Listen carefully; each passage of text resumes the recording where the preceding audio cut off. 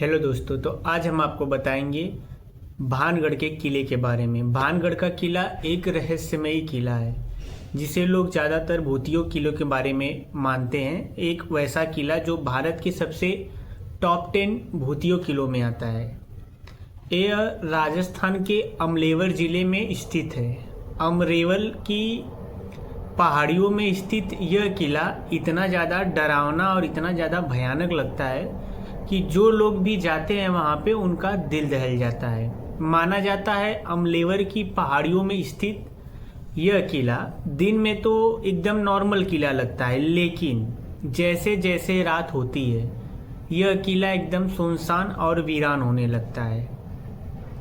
और इस किले में जाने वाले अगर जो लोग रात में जाते हैं तो वह लोगों कभी वापस नहीं आए, और जो लोग वापस आए तो वह लोग अपनी मानसिक स्थिति खो दिए। माना जाता है कि यह किला एक ऐसे किले की में तब्दील हो गया है कि जो कि सबसे ज़्यादा खंडर और भूतिया किला बन गया है। यहाँ की कुछ रहस्यमयी कहानियाँ भी हैं, जैसे रानी रत्नावली और एक तांत्रिक की कहानी। रानी रत्नावली जो कि भानगढ़ किले की राजकुमारी थी, और उसी बगल में एक तांत्रिक रहता था। तांत्रिक रानी को देखकर मोहित हो गया क्योंकि रानी की सुंदरता बहुत खूबसूरत थी।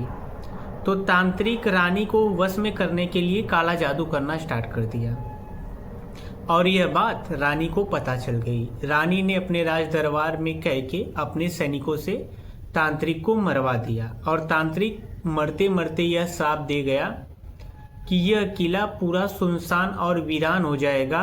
इस किले में कोई भी सुख नहीं ले सकता, और इस किले की सारी सुख संपत्ति सब नष्ट हो जाएगी, और यह किला एक खंडर में तब्दील हो जाएगा।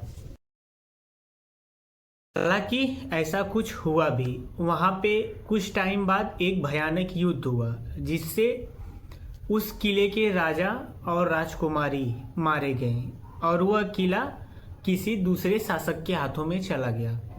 फिर कुछ दिन बाद ऐसी वहाँ पे घटनाएं होने लगी कि किला छोड़ के सारे राजा और वहाँ की प्रजा वहाँ से भागने लगी।